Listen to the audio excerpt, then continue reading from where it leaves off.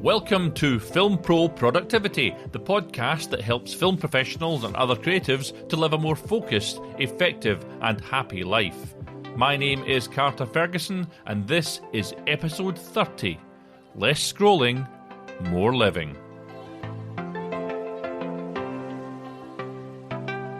Before I go into today's show, I would really like to thank you here and now for tuning in the first place. As a podcast listener myself, I really appreciate just how vast a selection of shows are out there that you could be listening to, and I'm very, very grateful that you take the time out of your busy schedule to listen to mine. This is an endeavour of mine that I took on in September of last year. It's somewhere where I try to take the productivity and time management systems that have been working so well in the business and lifestyle worlds and introduce those concepts to those working in the creative industries such as film. I'd like to think that the things I talk about here on the show will make a positive impact on your life and your work. So thanks again, and if you know anyone that might benefit from listening to these shows, please do help me by spreading the word and telling them about it. That word of mouth thing seems to make a big impact on the listenership. So let's get into episode 30, Less Scrolling, More Living. The Swiss psychiatrist Carl Gustav Jung said, "Every form of addiction is bad, no matter whether the narcotic be alcohol, morphine or idealism." I think if he were alive today, he might say the same about social media, or more broadly, about technology. Earlier this year, I broke one of the unspoken social media rules by announcing on Twitter that I was going to quit social networking. At least I was, for the month of June. But people say they're quitting all the time, to return just a few months, weeks, days or hours later because they still need their fix. I'd been hammering the social networking to promote this show from February through to May, and I was tired of it. With that said, I do like social media. I like interacting with people. I like to hear feedback on this podcast and see people discussing it. I like the podcasters who support each other. I like the uber fans of shows like Outlander and the boxer lovers who say my dog is cute. I like the film pros and the regular folk who get online and interact as a community. I follow their links, watch their videos and read their chat. The thing is though, that I like all of it a little bit too much. I needed to take a break from the circle of addiction. So from the 1st till the 30th of June, I went offline, and I kid you not, it was freaking awesome. Newspaper editor Aysha Taryam said, "Just as one goes on a fast or a body cleanse, you owe it to yourselves to detox your mind. It will not be easy, but easy never yielded lasting results." I found leaving social media easier than you might think. I planned it, setting up some Twitter, Instagram and Facebook posts to go out via the Buffer app and If This Then That or ifttt.com to promote the show whilst I was offline, and I just stopped. A long time ago, for time management reasons, I'd already removed all of my mobile notifications, but I went further. I deleted the apps from my phone altogether, and I signed out of all the social networks on my computers. I had actually set up some blocking software, but I found that I never actually needed to use it.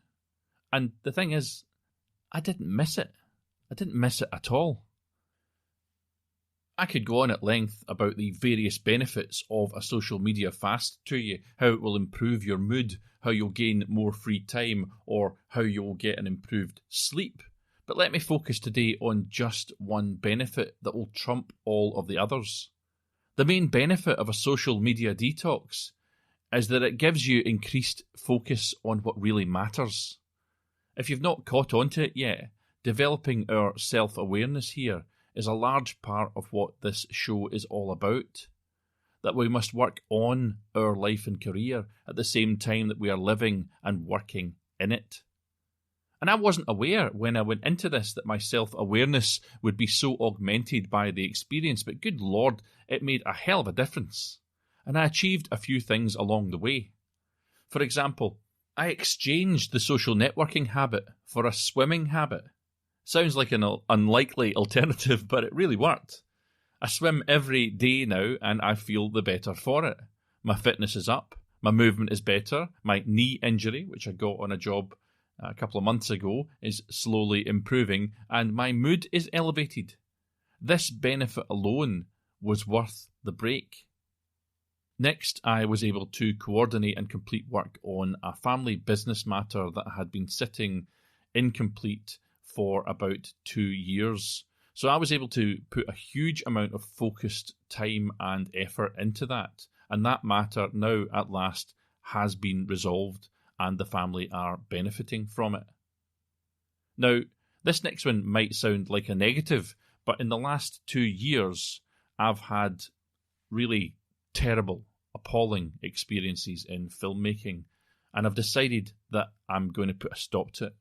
I'm not saying that I'm giving up, but I'm not wasting any more time or money on projects or people where I am treated with disrespect, where I am manipulated, or where I am scammed or mistreated in any way. The detox allowed me to genuinely consider my relationship with filmmaking, what was once a hobby and became a drive to achieve success, commercial success perhaps, with some or one even of my projects.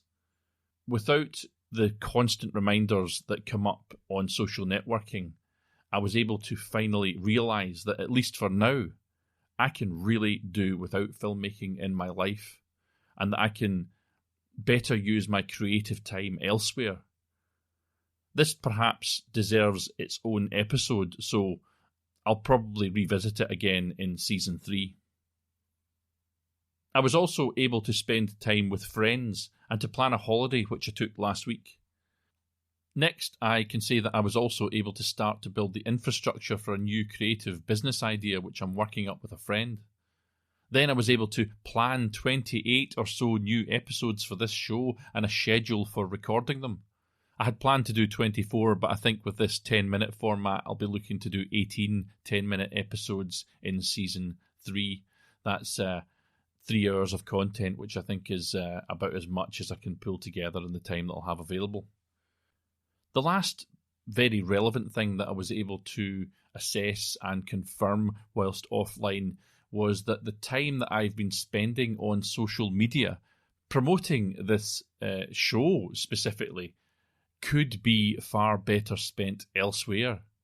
I was able to figure out that the reality is that only 1% of my social media followers and friends actually go on to listen to the show.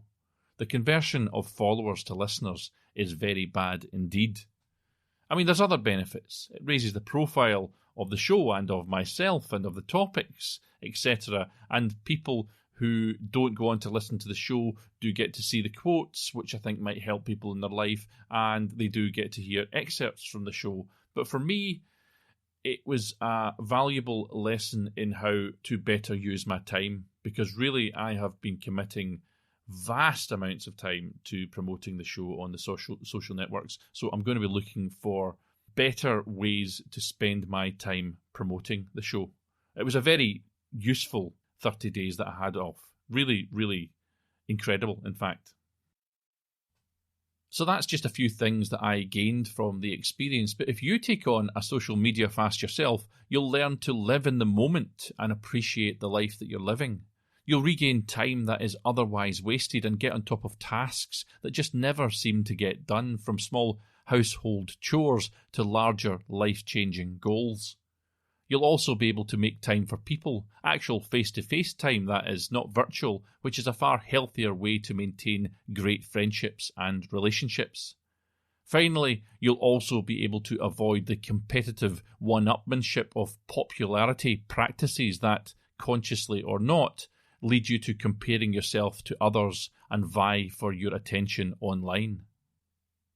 Sanam Hafiz, a faculty member at Columbia University, said, "Being away for a month allows the brain time to create new neural pathways, which means new behaviours and routines begin to replace old ones.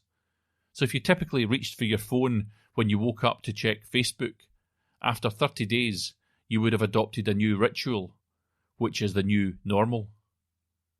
Your call to action this week is to stop letting social networking dominate your life. I ask you to plan your own social media detox and try it out. One of the best quotes that I've seen during my research is the title for this show, Less Scrolling, More Living. But I can't locate the exact origin of it, so I'll just have to make it the title.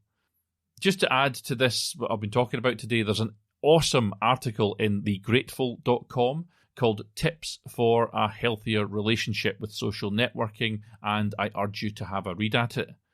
As I say, I'll leave a link to it and other references in the show notes, and I'll be back again with another in-between episode or two, probably in about a month. In the meantime, though, take control of your own destiny, keep on shooting, and join me next time on Film Pro Productivity. The music that you can hear right now is Adventures by Ihumitsu. You can view the show notes for this episode on the official website at filmproproductivity.com. You can follow my personal account on Twitter or Instagram at fight_director, or follow the show on Twitter at filmproprodpod or on Facebook at filmproproductivity. Please support the show by subscribing, spreading the word, and leaving an awesome review. No longer on iTunes, it is now called Apple Podcasts.